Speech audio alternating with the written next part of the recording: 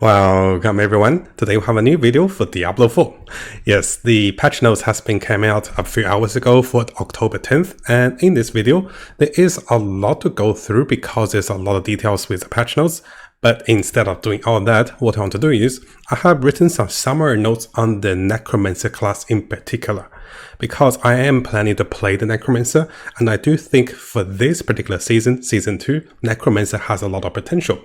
So in this video, we'll focus on the patch notes, the buff, the stats change, and everything related to Necromancer.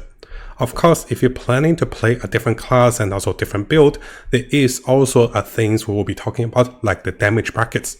What are some damage method and also some things you should be aware for Season 2. And finally, we'll briefly talk about farming for uber unique items, which I will be addressing in the future videos. If you guys have seen our previous video, we have had waitings for the unique items. And in the future videos, we'll talk about those waitings and how to best farm those uber unique items, which I'm very excited for Season 2. So what we'll do for this video is, we'll be coming over to the Necromancer balance changes and things related to the Necromancer. And here I have written notes that is going to be related from all the patch notes and also screenshots. Now, if you guys are planning to play a different class, similar things can be available and I can make a video on those particular type of classes. And let me know in the comments, guys, if you are interested on Barbarian, Rogue, etc. for those classes. But firstly, I'm really excited about Necromancer. Well, the first thing I'm excited about Necromancer is going to be the minion buff. The minions now have a passive which is a death defense, which allows them to not get one-shotted. And there's a lot of variety of buffs to the Necromancer minions, including inheriting Thorn and also different abilities to do more damage from the Paragons and also the minions themselves. Now, as you guys know, for the Necromancer, they're really good with leveling with the Infinite Corpse build, and also the Necromancer minions are really good. So Necromancer in general as a class, they're really good for speed farming. Now, it is possible for a single target of uber boss farming with the Necromancer, with the minions and also multiple builds. So altogether, I think Necromancer for Season 2 will be really good. So here we'll focus on a few of the Necromancer build and potentially how can they be very strong. Now, one of the build I'm really excited for Season 2 for Necromancer is going to be the minions. Now, in the patch notes, they have mentioned that minions will have better AI system, which they won't be targeting invulnerable enemies. And also the minion passives not getting one-shotted. And on top of that, the minions are also benefiting from a lot of the latest new season items, like the unique items and also the vampire passives. So here you can see the Covenant's Fan, which allows you to do more damage with minions and also with different curses and also lucky hits. There's also a particular pair of pens that is available to the Necromancer in the new season, which allows you to boost your overpower damage, which seems gonna be a big thing for the next season. Simply because they're reducing the number, nerfing the numbers with critical damage and also vulnerability damage. And I have seen a lot of numbers of overpower damage have been reduced as well. And this in translation means overpower damage can be a very good source of damage if we play this correctly. So on the topic of overpower damage, we have the alternative build for the Necromancer. It's going to be the Blood Mage build. And this allows us to be extra tanky, which allows us to be having a better fortify with the latest adjustment for the fortify until your maximum HP. And this means we can deal more damage with overpower scaling. Now, there had been some nerfs to the Bone Mage, especially with the Essence. Now, it is said that the potential and also the output is still reasonable even after all those nerfs. We'll be testing this out for sure. And finally, for the survivability of the Necromancer, you can become tankier having armor on the shield, and all the minions will be able to inherit thorns. So this is quite interesting because there is a particular vampire power which says at 10% chance you can deal 300% bonus thorn damage. And this could work with a Thorns Necro, right? So I'm actually quite interested about using Necromancer, target farming my Razor Plate, and then going with a Thorns Necromancer. And let me know what you guys think about this one. Now, one of the builds I haven't mentioned about the Necromancer is going to be the Infinite Corpse build, which make use of the grouping of enemies and killing them together to summon multiple corpse explosion, which deals damage over time. And this can be very powerful with the latest damage changes, and this allows us to scale with damage over time more, and then this deals more damage. Now over here you can see I have taken some more screenshots and also talk about unique Necromancer curse ability, and also going with a Blood Mage Necromancer could be a potential because Blood Orbs can heal your minions with a maximum life. and minions can't be one-shotted with, having a lot of life, right? So this is quite interesting if we can make those powers work, and this will be tested in the new season. I'm quite excited. Now coming over to the second part, I guess, this is more generic for most of the classes, but we'll focus more on the Necromancer as well. So one of the reasons I think Necromancer will be nice, and they even talk about it here, blood mages investing into overpowered damage. And this is coming from the alternative source of damage scaling with different classes.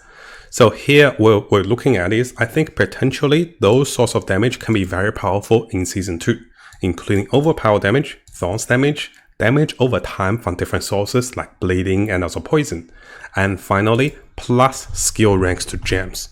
Because damage will be scaling dramatically for each of the skill rank, getting rank 10 is much stronger than getting rank 7 now because of multiplicative damage increase.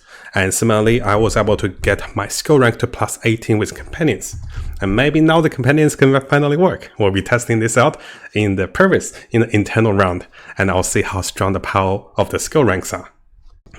Now, of course, guys, this is a very brief analysis. We haven't got into testing for the builds and damage yet, and the game is not available with the latest update. But once that is available, very excited to try those damages. And one of the reasons I want to play and pick Necromancer is that Necromancer actually allows me to try all of those. I can go overpower Necromancer, I can be damage over time Necromancer, thorns Necromancer, and any Necromancer that use skill rank can be very powerful. And together with the minions, this is the class I'm most excited about for Season 2. And I do think it will be very powerful with a variety of build and also source of damage, and also different changes with the season's new powers with the vampires. Now, in order to keep the video a little shorter, what I did over here is I didn't go into a lot of builds and also choices into more details. I want to be planning and also crafting different builds for you guys. And once that is available, we'll go into that in more details in each of the videos. So stay tuned. But do leave a comment, guys, if you're interested in Barbarian builds, which I think will be very powerful this season, and any of the other class builds. I know there have been nerfs to the Druid with the critical damage multiplying, and also nerfs to Barbarians with the infinite gain of Fury damage.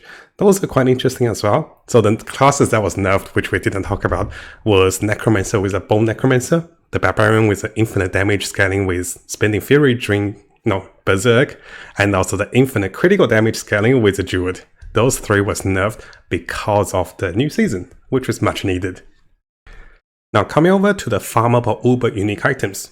If you guys have seen the live stream, or if you haven't, which I do really recommend, understanding this, the developers have revealed which of the boss would drop which of the unique items. Notice the 4 initial boss will drop different items, and finally Duriel as the final uber boss, will be able to drop all the uber unique items with higher rate of drop rate. And here you can see the poor Druid is actually waiting for Tempest Roar, and Tempest Roar is dropping from Duriel, which will likely be the hardest boss of the 5 bosses. Now over here, we can see that the uber unique items will be something I really want to go into in the endgame. And something quite interesting, I'll briefly talk about this, but we'll definitely talk about this into more details, is that there is currently 7 different uniques that is available from the drop pool over here. And you can see for Barbarians and also Necromancer, you are available to find about 6 of those unique items. But for Druid, Sorcerers and also Rogue, you are limited to about 5 of those items. Now this is quite interesting, but I don't want to go into too much of this, but if you have seen our previous video, the rates of the weighting of the uber rare items and everything was revealed in that video, and I was talking about, how long it will take you to drop those items. The weighting for a common unique item is 800,000, while the weighting for uber rare unique item is 1. Now, it is very likely, guys, we don't have the rates and wealth weighting for Duriel with a new drop list, but it is possible that those weightings are dramatically increased. So 2 questions I want to leave it to you guys, which I'll be thinking and looking into working on that video. Is it better to play Barbarian and also Necromancer, which you have 6 weighting or 6 different availability of uber unique items? Or is it better to play Rogue, Druid or Sorcerers against Duriel? Because you have 5 unique items, there is more chance of getting Harlequin's Quest, which will be a very powerful helmet for most of the classes. But of course, guys, I'll be looking into numbers and also stats and looking into availability of those. And once we have more information, I'll make a video similar to this one to give us the best chance of farming for those uber unique items in the late game. Now hopefully this video is short enough and also concise enough. You can see I have written a lot of notes and also summaries as I watch the live stream and as I go through the patch notes. But of course, it will be too difficult to cover all the classes and everything that's related, and we have covered a little bit about this in the previous video.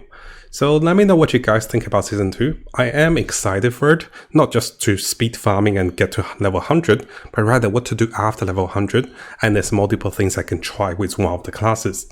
I'm planning to play Necromancer, and once, maybe after a month or two into Necromancer, if I can get my hand on an uber unique item, then I'm gonna play a class that's gonna fit the best onto those items. And that's my goal for Season 2. Now, if you guys haven't subscribed, it is a really good time to do so, because I'll be covering tons of Diablo 4 related topics and also videos and also guides. We'll be looking to the top meta builds, non-meta builds, leveling up, and also Paragon tricks. We're also looking to the latest events and also official updates, and also changes to different characters and also different builds in the game. So make sure you hit that subscribe button and also turn the notification on, because a lot of you who are watching the videos have not subscribed. You can see 80% of the viewers who are watching our videos have not subscribed, so make sure you subscribe to stay tuned for the latest update for Diablo 4.